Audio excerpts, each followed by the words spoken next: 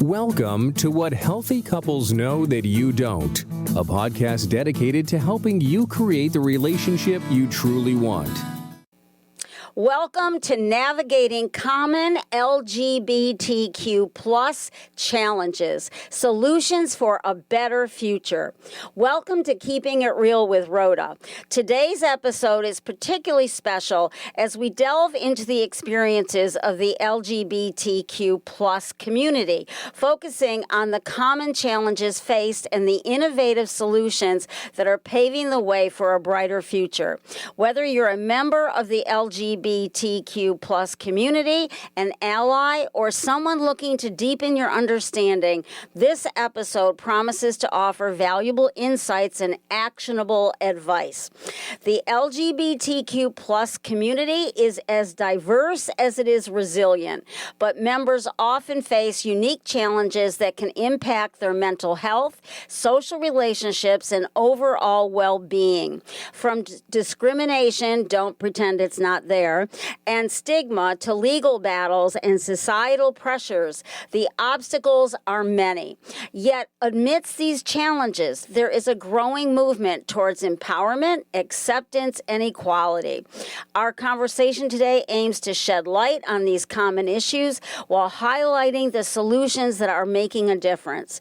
Why is it crucial to talk about LGBTQ plus challenges and solutions? Because visibility and understanding are key to fostering a more inclusive society. By discussing these topics openly, we not only validate the experiences of LGBTQ plus individuals, but also educate others, encouraging empathy and support. And I believe it spills over into all relationships. It's not a bad thing to understand how our differences bang into each other. As we wrap up the introduction to this important conversation, I want to remind listeners that progress is possible. The challenges faced by this community are significant, and so are the strides being made towards a more inclusive and supportive society.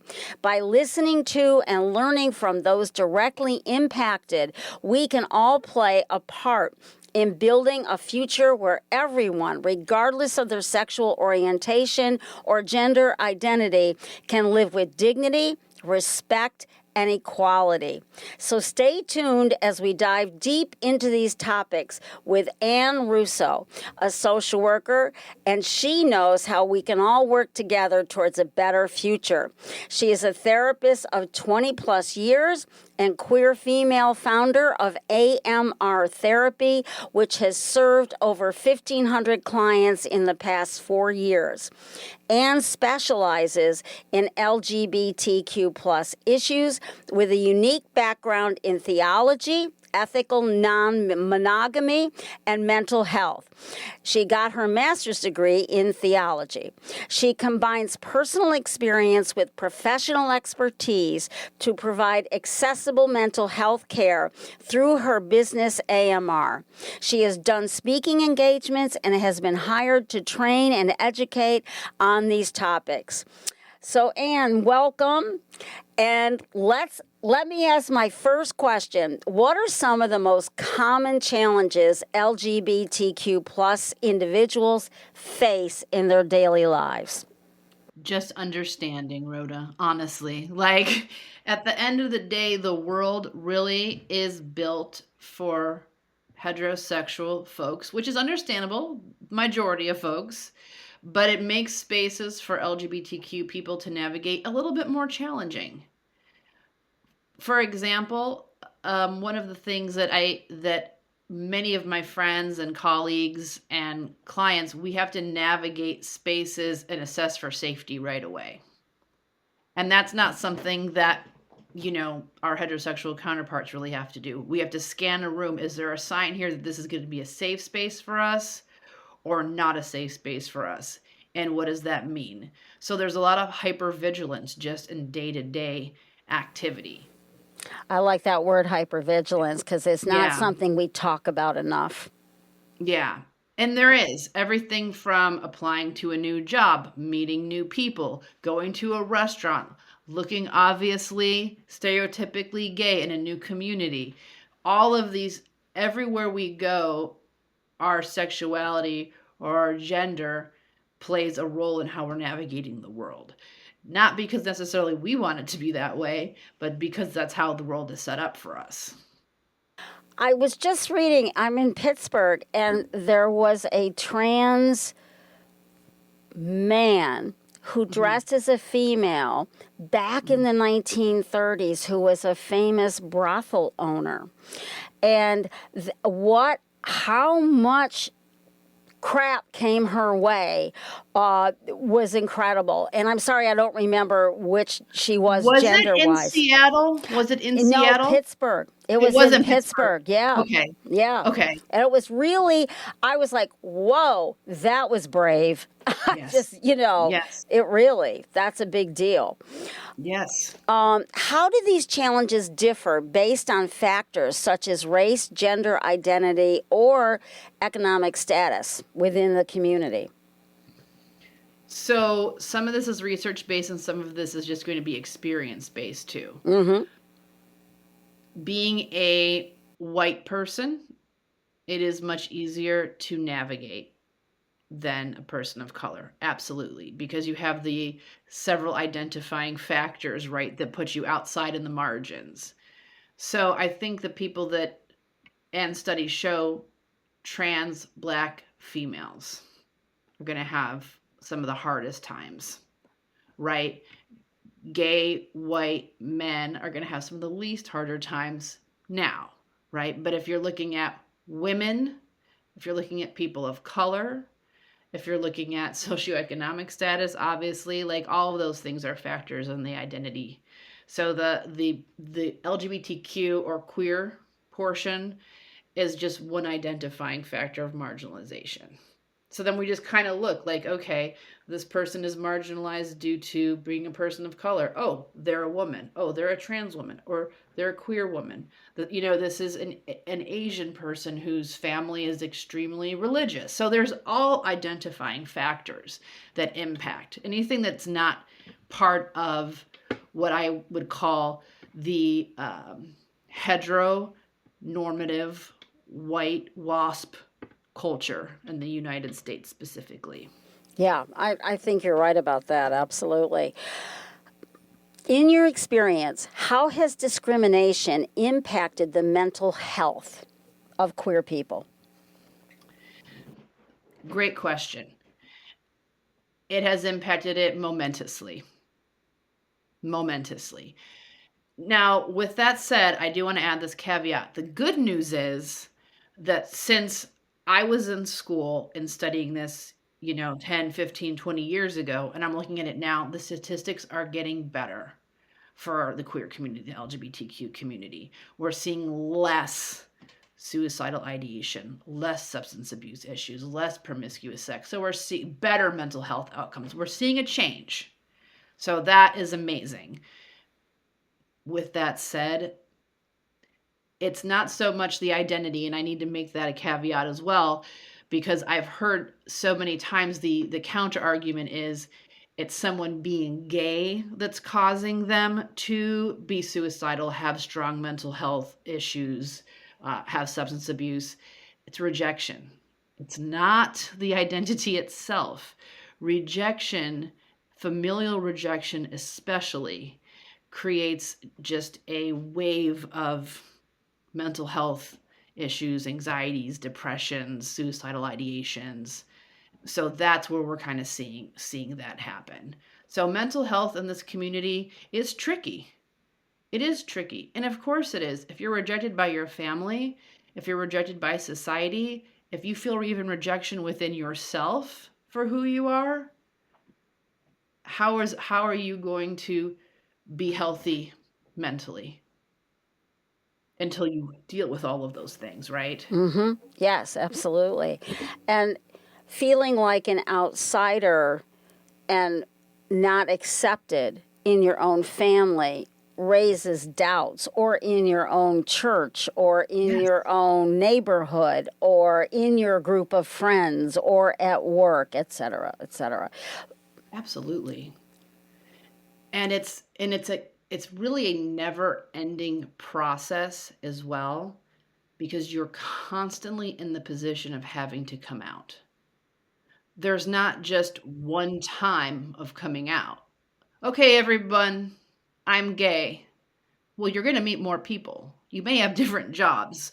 You may have different social relationships, different hobbies. So it's like you're always in the position of either being closeted, which is terrible for our mental health, or you're in the position of having to come out over and over again, wondering whether or not you're going to be rejected and trying to navigate and being hyper vigilant about what this person or these people have shown you about who they are already.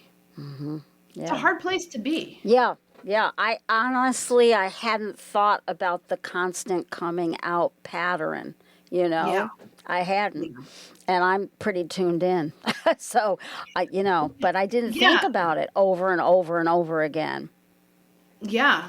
Yeah. I mean, it's very, very tricky. And I think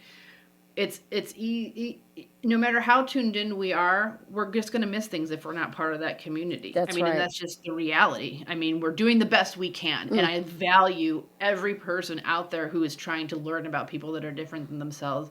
But there are those nuances that you have to have these kinds of conversations. Yes, yeah, I agree. I do. Yeah.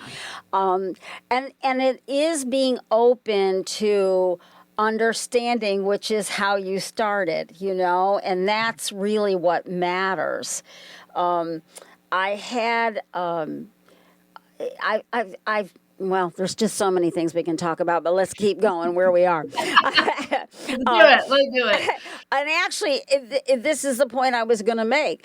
I've always suggested The Family Heart as a powerful memoir that can help diminish prejudice within a family.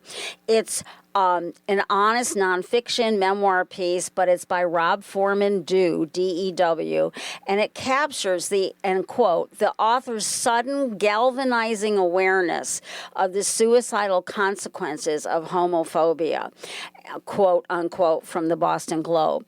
It is an honest journey from her kooky assumptions to painful readjustments, ending with her starting as a P-Flag chapter. What advice do you have for someone coping with rejection from their family due to their queer identity? And I've actually had, that's what I was thinking about. I had a mother who came to me because her son had jumped off a bridge. I don't know if you know, but we have more bridges than Venice, one more bridge than Venice does. So we have the most in the world in Pittsburgh. And she really tried hard to be understanding. And I had her read this book because I really thought, because it's such an honest transformation, it didn't work. It wasn't enough. And I was really surprised by that. So I'm really interested in hearing about this from you. Well, first, I just tell you that my heart hurts for her and her child. Yes, absolutely. And I think that as a therapist and as a queer person, and again, not everyone has to think and feel the way that I do, but I have a lot of empathy for family members that are trying to understand too. And I've worked with a lot of those family members that are trying to understand, and I want to give them all the support and all the love in the world, taking that time to do that work, because I know that if this is not something that you've experienced in your life and you don't understand what it is, or depending on the message you're receiving, it can be very scary. With that said, speaking from the side of the person struggling, the gay person struggling, right, or the LGBTQ person struggling, I think P-Flag is really wonderful. I worked with them for a while. I think it's an absolutely phenomenal organization. And even if you're not, it's great for parents trying to understand, but it's also good for members of the community to go to P-Flag, because there's going to be other parents there. If your parents aren't quite ready to be there, you may find support from people that are around your parents' age, which can feel really good. So support is everything. You have to find community. We are communal beings. You cannot do this alone. And I am so grateful for the many outlets that there are available today for people to find community. So you can find what you're looking for. If you're a Christian person struggling with your sexual identity and your religion, you're going to find supportive people that will help you integrate both of those identities. No matter kind of where you are, if you're, a person of color struggling with a culture, your familial culture, you're going to find support. You're going to find these groups. They exist. So I would say do your due diligence. Look for the support, look for the communities. They exist. But you're not going to do this alone. You don't have to do this alone. Go find some support. I think the thing that my best friend Patrick Kelly died of AIDS back in the 80s. He was in New York. He was in the Trocadero. And he really helped me so much learning about family by choice. And he really was my brother when there's so much disconnection in the family I grew up in. And that's just one of the things I, as a person, want to say that I really valued, that I learned from Patrick and the gay community. And it's always been it's made such a difference in my own life. You know what? It's so interesting that you're bringing that up right now, because I was spending time with a good friend of mine yesterday, and we were discussing the AIDS crisis in the 80s and 90s in quite great detail, and how people did have chosen family and how difficult that period of time was for the gay male community. And he brought up, isn't it interesting how one of the slangs that we use for each other is family? We say, "Are you family? Are you family?" And I think that when you stop and really think about that, are you family? That speaks to me to the level of rejection we may have felt from our biological families. Mm-hmm. And that we know that there's a strong likelihood that the other person has felt that too. But hey, with me, you are family. Mm-hmm. Yeah, and it's the identifier. It's not used in the same way now, but it was something that I grew up with, mm-hmm. with my parent, with my gay parent. Everyone, family. This is family. Their family. It has a ring to it. So you find chosen family. Mm-hmm. Yeah. Absolutely. Yeah. It was a powerful time. What steps can someone take to overcome their own internalized homophobia as a queer individual? Seek therapeutic support with someone who truly understands the community. It doesn't have to be a member of the community, but someone who has shown to be a support of the community. And you can find out whether they're supportive of the community or not. And someone who's able to work with you to really identify what those negative messages are and where they've come from, and helping you through cognitive behavioral therapy, I think, is a great way to start working on creating new pathways and new messages about yourself. It takes time. Those negative messages that internalize homophobia did not happen in a vacuum. It happened through a lifetime of experiences and messages that were conscious and unconscious. So it's going to take time to work through that, but it is absolutely possible with the right therapeutic support. And if therapy doesn't sound good for you, find the right peer support, people that truly understand and can help you work through that and dig deep and have insight into yourself and your own understanding of where those messages come from. Yeah. I don't know how much group therapy is out there, but one of the things I've always valued, I used to do it all the time, but talking people into it's quite a chore nowadays. But I think it's a really powerful, because people say things that are in your own heart that are different from you, and you learn from that really authentic, gut-wrenching sharing and then support each other to take steps. And I hope there's more of that still going on. I really think it's a missing piece that we've lost. It's hard. It's hard to do. And it can't. One of the reasons I stopped is it started to be a mushy support group, and that's not what I'm there for. I mean, that's lovely, but it's not therapy. It's got to have that therapeutic group. edge of The growth. therapeutic group versus a support group. Yes, yes, absolutely. Yep. An edge of growth, and that's a great way to go about it.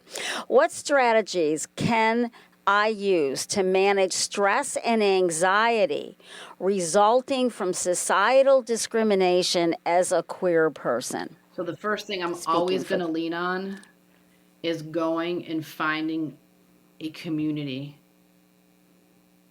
Always. That's number one. A community really does help alleviate that, people that have experienced and are going through similar things. Then we can take the approach of how do we relieve anxiety, stress, or depression generally.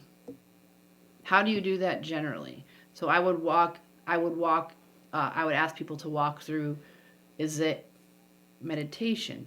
Is it breath work? Is it reading a book? Is it watching? What is it that helps you alleviate stress? And take some time. It's not necessarily going to be the meme that you saw on Instagram. It's going to be very specific to you, and that's okay. So what helps you stay present? What helps you stay connected to yourself? What helps you build your self-love and compassion for your life and your own experiences? Who are the people that do that for you? The activities that do that for you? That's going to help move you through a lot of this. It's work. It's a journey. It's not one time I meditated and I feel better. Don't you wish? Because that would be great, because I would have been cured a long time ago of all my anxieties and depressions, right?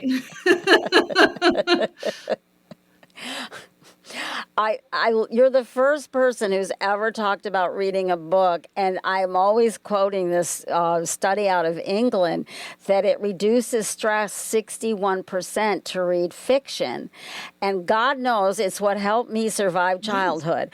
I'm serious. I mean, I read like nobody's business, and I still do. My husband's like, we're standing in a customs line or something. He's like, I can't believe you're reading a book again, and I'm like, I always have it with me. I got a COVID booster today, and because I'm going to be traveling, and I had a book sitting there. She made me wait 10 minutes, But being in a separate world, a fictional world, you leave this one, and you're using your imagination, and you detach from stress. And you are the first person to ever acknowledge that. Yeah, I mean, it's so true, right? Because you're so present. And what you're like, exactly. And that is a great way to reduce stress, because who has time to think about what's going on over here that I can't change anyway? And then and you get absorbed. And so, yeah, 100%. I'm so happy that you're on board with that, because I feel like sometimes people are told, like, these are the 3 ways to do this. And if those don't resonate with you, well, then you're just in trouble. Like, you're going to be stressed out forever. And it's like, no. There's so many ways. And another one that I just learned a little while, like maybe a year ago, pick a color, count all the things that are that color in the room. And it brings you into the here and now and the present, because anxiety and stress are always about the past or the future. And so, yeah, there's an exercise, I mean, I do it for my brain. I've been doing it since I was 59, so I've been really committed every day I can. And I just, I don't love it. I absolutely do not love it. I do it because it's good for my brain, and I do not want to age badly. That's a big deal to me. Yeah, I get it. I get it. And I love what you said about the colors, because if you can engage your senses, right, when you're feeling stressed. So there's so many ways to do that. So, for your listeners, anything you can do to gauge your senses, whether it's you're actually focusing on brushing your teeth, whether, you know what I mean? Like actually tasting the food, like, like feeling the chair that you're sitting in, smelling the air of the room that you're in, right? Like if you can bring yourself to the present space, that is the gift. Yeah. Yep. Yep. I'm a Gestalt person, so using your five senses is what we're Yes. all about. Love it, love it, love it. Okay. How can well, you've actually talked about this, but um, is there any specific way you want to mention for a queer individual to build a supportive network? I mean, is there a way? Certainly there's churches that are more open door, but is there anything else that you want to specifically? Yeah, so there's several organizations that can be helpful depending on the route in which you're looking for support.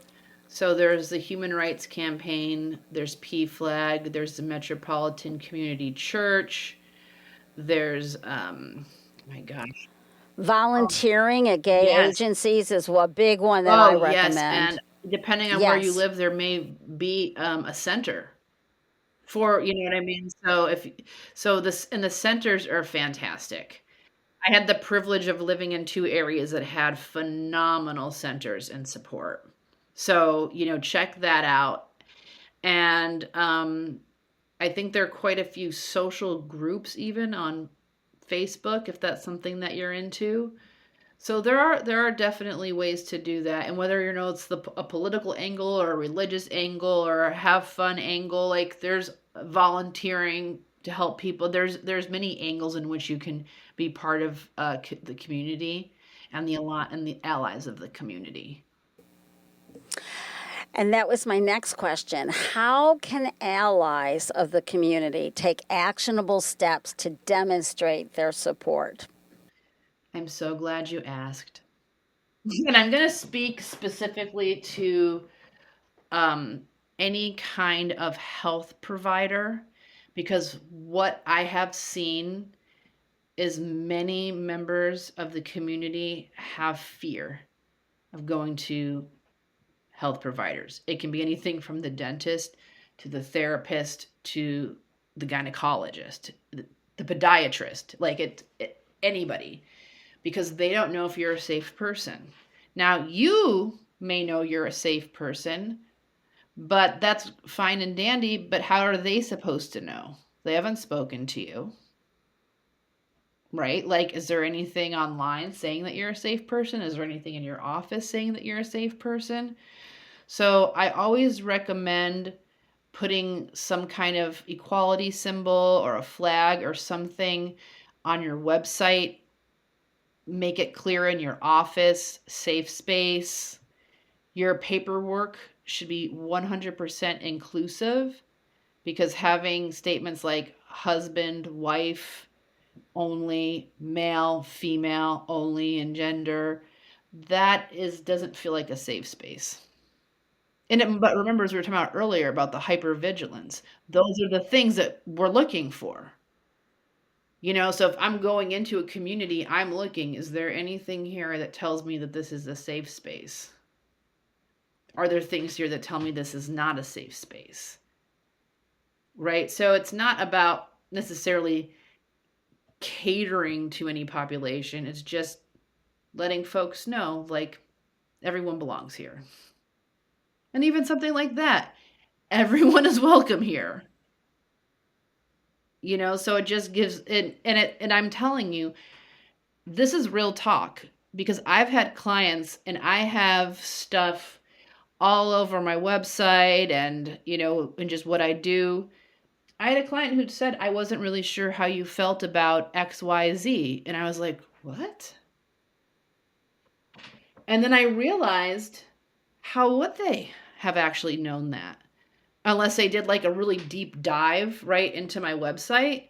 So then I'm realizing there are some things that need to be a little bit more on the surface so people know that this is a safe place for them to go. So allyship is being visible as an ally, not being internally an ally, but not showing anything externally. What advice would you give to someone very young who is struggling with their identity or facing discrimination? So I would look at this. I have to look at this in two different ways. Are we speaking specifically to? Because I know we put LGBTQ together, but I think it's important. Are we talking about sexual orientation or are we talking about gender identity? So I think sexual orientation is a little bit easier these days. It's not perfect by any means, but it is a little bit easier. I think it's much easier to find support. I would say if you're struggling, there are, in most states, you can receive mental health support and care without your parents having to tell your parents that. So if your parents don't feel like a safe place to go initially, you can do that. There are a lot of schools have safe zones and safe spots and clubs that could potentially be a helpful thing, but I think for the most part you're going to be able to find some support. I do think you're going to be able to find some support. So I know that a while back we had that campaign, Things Get Better. Yeah. And they really do. The statistics show it. So if you can just find that community and hold on to that community and just keep moving forward, with kids exploring gender identity, I want to speak to the parents on this one a little bit. Allow your kids to explore their identity. It's okay. Exploration is natural and normal, especially when it comes to cultural gender ideas. I would say just let it be. A lot of times parents will get very nervous. They'll freak out. Oh my God, my kid, just hold on. Let them go through this experience because they may or may not end up being a transgender person. So I think the more we can just be supportive of whatever people are experiencing without taking huge dramatic measures to push something one way or the other, that's how we can support our kids. And if you're a young person experiencing this, if you feel safe to share this with your parents, share it, explore, meet other people, other kids that are exploring as well, and just learning about yourself. But I would also say, like, there's nothing that you have to, there's nothing, how do I want to say this?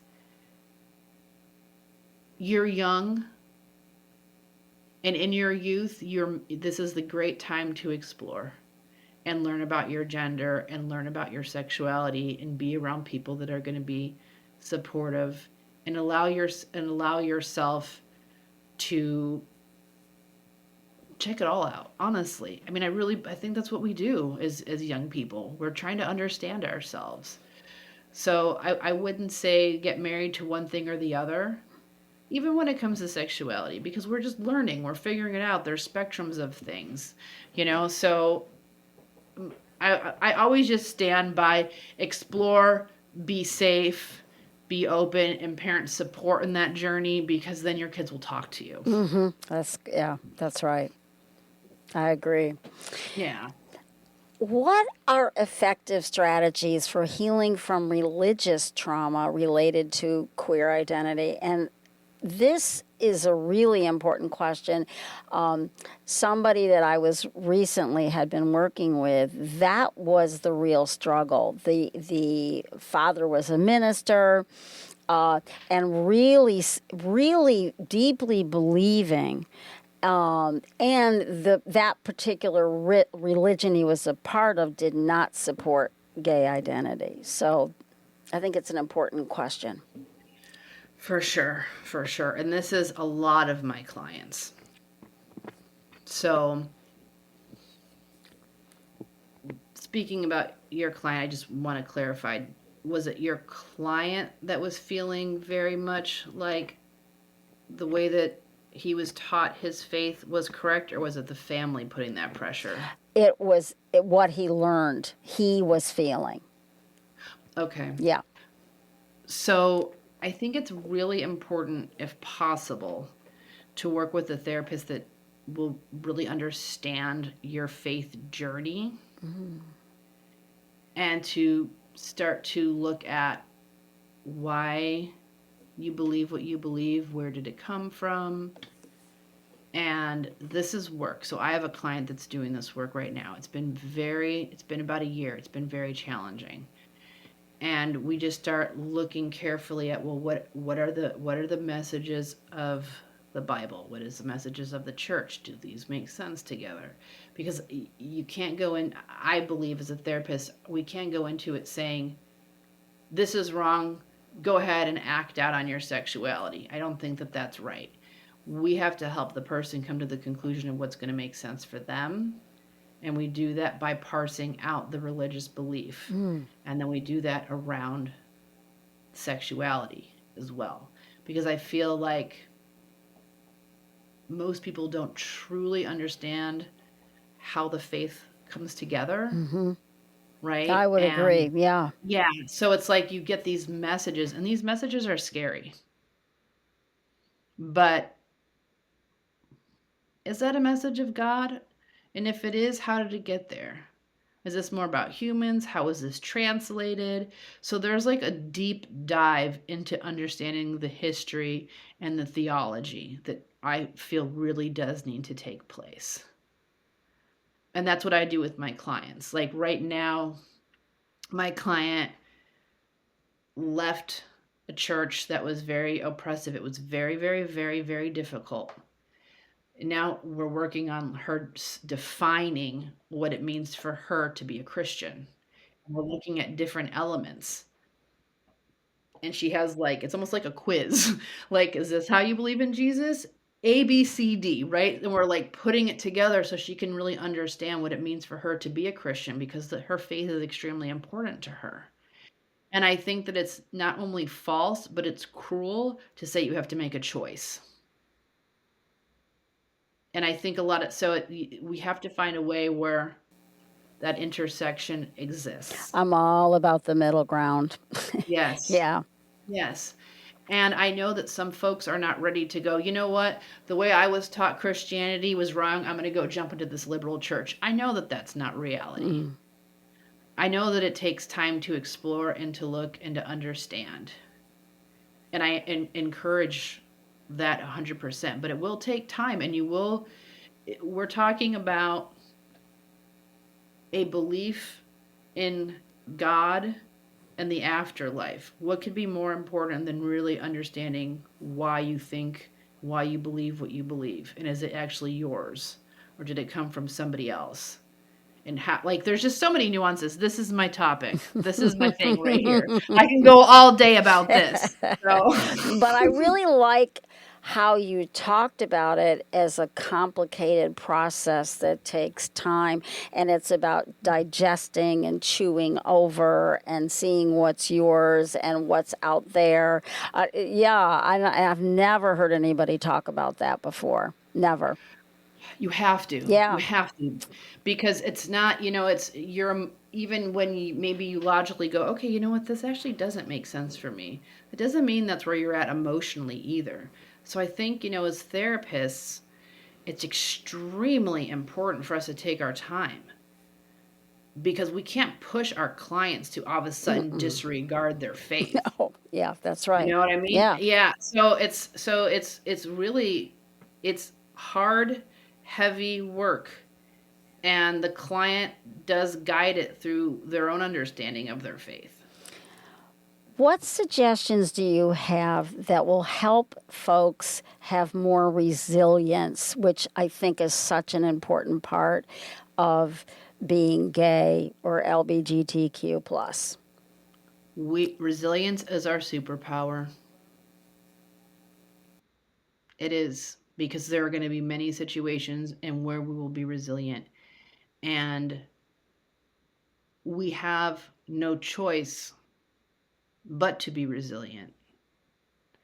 And I think what I want to get across to the listeners is you already are resilient. So often people miss their own resiliency. Oh yeah, I got through that, and they're very dismissive. of their own experience, right? Oh, anyone could have done this. Well, you know what? You did it. You got through this very difficult process, and you are a resilient person. And even if you struggle, even if you go into depression, even if you end up needing a lot of assistance around building yourself back up, you're still resilient because you're still here. So I would say look back at your life and go, hey, look, I've survived everything I've been through already. I must be pretty darn resilient. Right? Yeah. Yeah, that's right. Yeah. Is there anything that we haven't talked about that you'd like to add? As hard as things may be at times, there really is hope. There really is hope. You know, I've gone through some very difficult and dark moments, and I've seen some very difficult and dark moments. But when people hold on and they push through and it does get better. It really does get better. And there are other people out there just like you. And that is something as a therapist that I've really learned as we hold so much in and we present this face to the world. It's not real. It's not real. You know? So everyone you meet is experiencing their own challenges and struggles, and I'd like to believe that most of us are really doing the best we can. I like to believe that too, but I think that's the social worker in both of us. Remind my audience where they can get more information about your services. So they can reach out to me directly if they'd like, going through my website, which is Ann, A-N-N, Russo, RUSSO.org. I do, as you shared earlier, a bunch of different things. I'm also doing CEU courses. I just got approved by the ASWB. Oh. I have one coming out on ethical non-monogamy, and the next one is on the intersection of Christianity and queerness and therapy. So I'm looking forward to getting that stuff out there. And if you're someone who's looking for therapy, who needs a safe space, AMR Therapy, that's amrtherapy.com. We are affordable, accessible, and we have a great team of therapists that are here to support you. All right. We hope this conversation has shed light on the common challenges faced by the community. Remember, progress begins with understanding, empathy, and action. Whether you're a part of the LGBTQ plus community or an ally, each of us has a role to play in creating a world where everyone can live with dignity and respect. If you found today's episode valuable, share it with others who might benefit from these insights. Don't forget to subscribe. Until next time, stay informed, stay compassionate, and keep striving for a better future for all. Thanks for listening. Thank you for listening to What Healthy Couples Know That You Don't. If you have enjoyed the show, please leave a rating and review on iTunes and help get the word out. To learn more or connect with Rhoda, visit therapyideas.net.